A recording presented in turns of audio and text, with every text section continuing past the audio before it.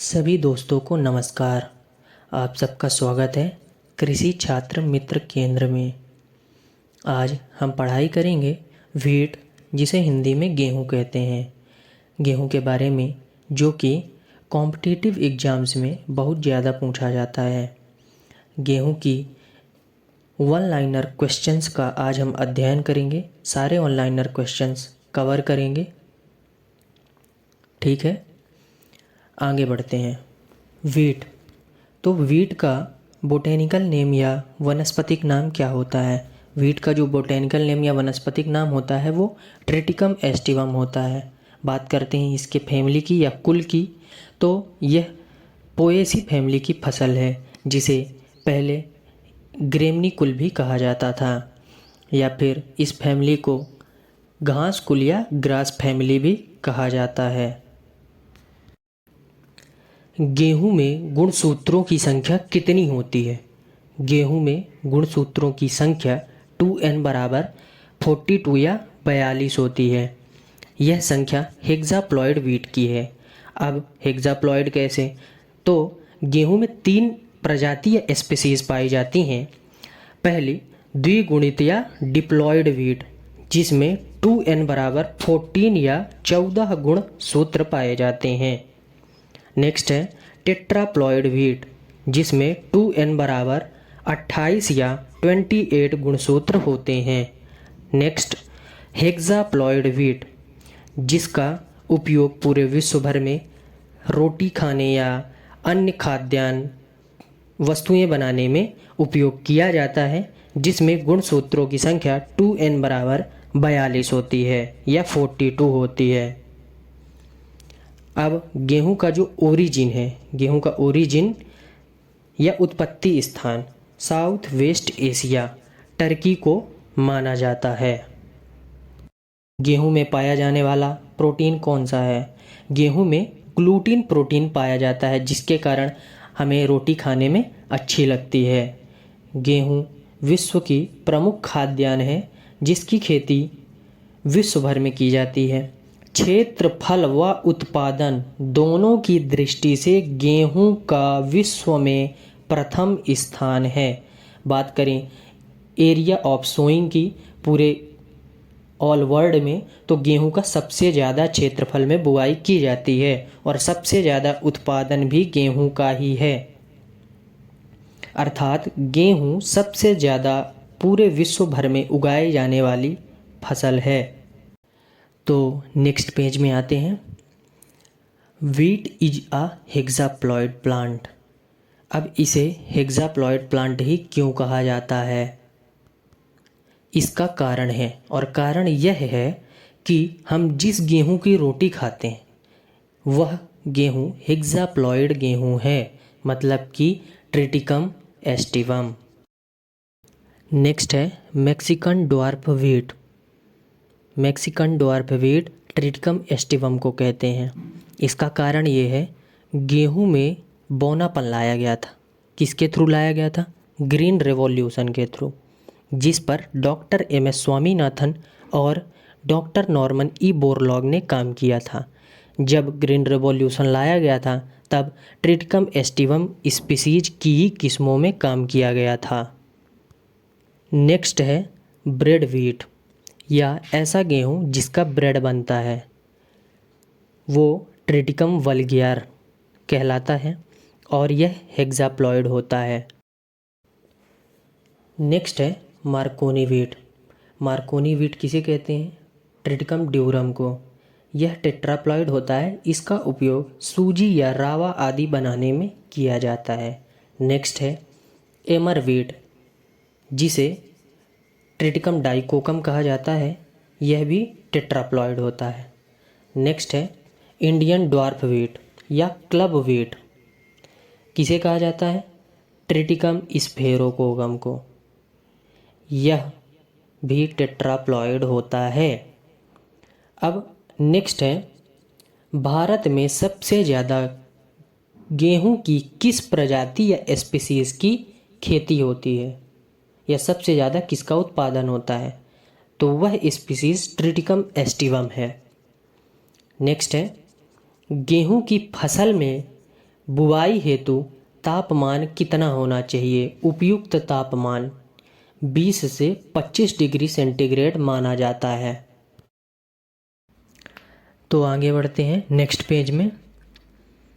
सबसे पहला सवाल यह है, गेहूं में पाया जाने वाला प्रोटीन कौन सा प्रोटीन पाया गया था?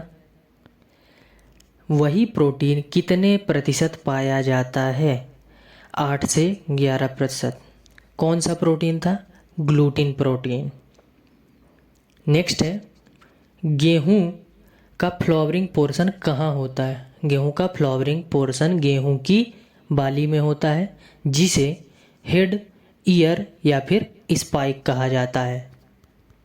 नेक्स्ट है, गेहूं की बुवाई के 20 से 21 दिन में स्थायी जड़ें या परमानेंट रूट्स निकलती हैं। उस जड़ को क्या कहते हैं? उस जड़ को क्राउन रूट कहते हैं। क्राउन रूट क्यों कहते हैं? क्योंकि जड़ें क्राउन या ताज की तरह दिखाई देती हैं। यह गेहूं की सबसे ज़रूरी स्टेज मानी जाती है सिंचाई के लिए। नेक्स्ट है, सेलिंग परसेंट ऑफ वेट। तो क्वेश्चन ये है कि सेलिंग परसेंट होता क्या है? अब मान लीजिए अपने पास गेहूं के 20 बंडल हैं जो कि अभी अभी खेत से कटे हैं, अब उनकी थ्रेसिंग होनी है।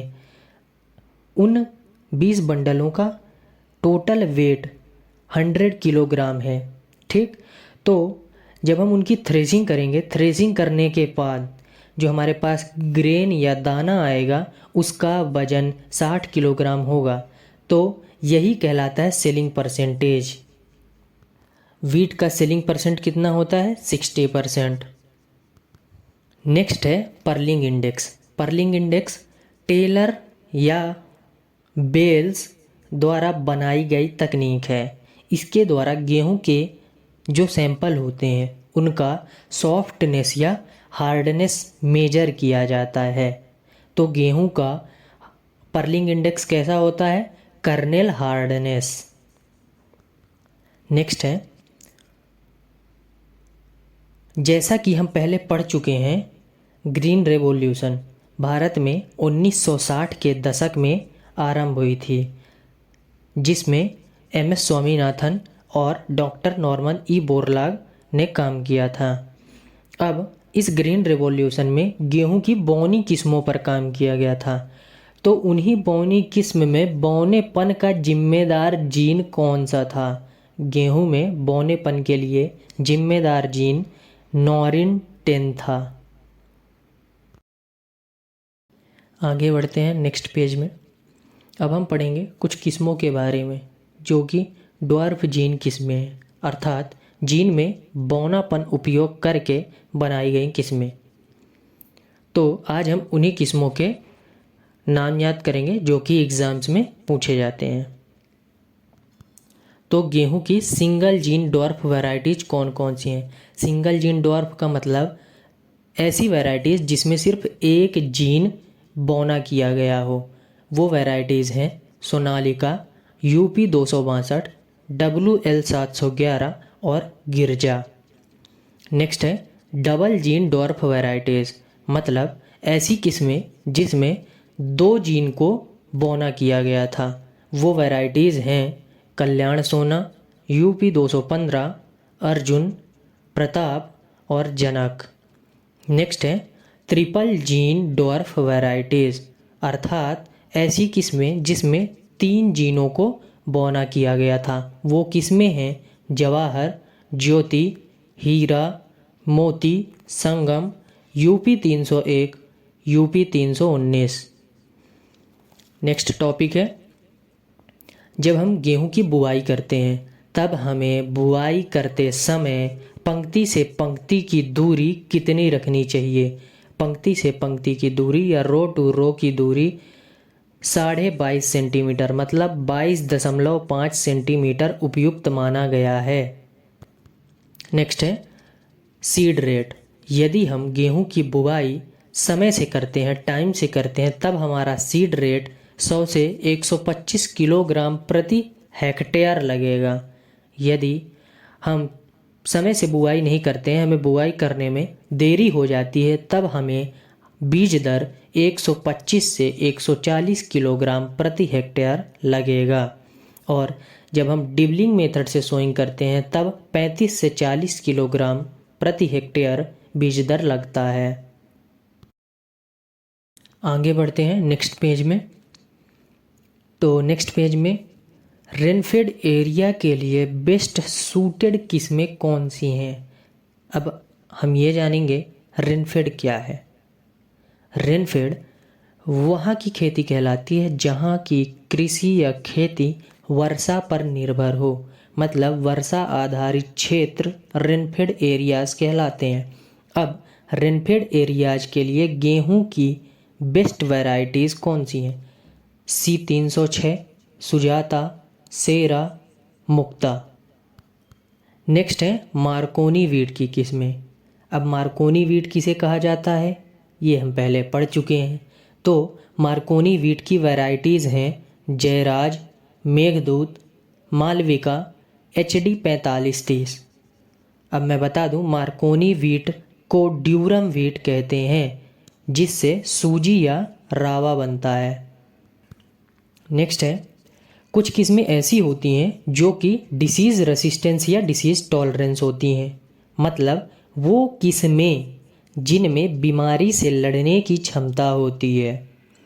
तो गेहूं की ऐसी कौन सी वैरायटीज़ हैं जो ब्लाइट एवं रस्ट दोनों बीमारियों से लड़ने की क्षमता रखती हैं? वो किस्में हैं UP 2425, PBW 273, WH 291। आगे है ग्रीन रेवोल्यूशन के समय सबसे ज़्यादा महत्वपूर्ण किस्म कौन सी थी? तो ग्रीन रेवोल्यूशन जब आया था उस समय सबसे ज़्यादा उत्पादन में HD 2329 वैरायटी ने साथ दिया था। नेक्स्ट है गेहूं के खेतों में जिंक और सल्फेट की कमी कहाँ रिपोर्टेड हुई है? वो पंजाब में हुई है। नेक्स्ट टॉपिक है ऑब्जेक्शनल वीड। सबसे पहले हम जानेंगे ऑब्जेक्शनल वीड या आपत्तिजनक खरपतवार कहलाता क्या है। वो वीड्स जो ऐसे बीज हैं, मतलब वो जब अपने सीड उत्पन्न करते हैं, यदि एक बार फसल के दानों में मिक्स हो गए तो उन्हें बाद में अलग करना बहुत मुश्किल होता है। ऐसे वीड को हम ऑब्जेक्शनल वीड या आपत्तिजनक खरपतवार कहते हैं। तो वीट का ऑब्जेक्शनल वीड कौन सा होता है? कॉन्वोल्वुलस अर्वेंसिस, जिसे हिंदी में हिरणखुरी कहते हैं। नेक्स्ट पेज पे बढ़ते हैं। तो यहाँ हम पढ़ेंगे भारत में धान की खेती सबसे ज़्यादा होती है। धान के बाद दूसरे नंबर में सबसे ज़्यादा खेती गेहूं की होती है। इसी कारण से गेहूं को किंग ऑफ सीरियल्स, मतलब अनाजों का राजा कहा जाता है। आगे सीरियल्स वर्ड रोमन लैंग्वेज से लिया गया है, रोमन लैंग्वेज के सिरिस वर्ड से, जिसका मतलब होता है गॉडेस ऑफ ग्रेन, अनाजों की रानी। नेक्स्ट टॉपिक है व्हीट इन्फ्लोरेसेंस को क्या कहा जाता है? व्हीट इन्फ्लोरेसेंस को ईयर या स्पाइक या फिर हेड कहते हैं। अब सवाल ये है व्हीट में इन्फ्लोरेसेंस होता कहाँ है? तो व्हीट में इन्फ्लोरेसेंस गेहूं की बाली में होता है।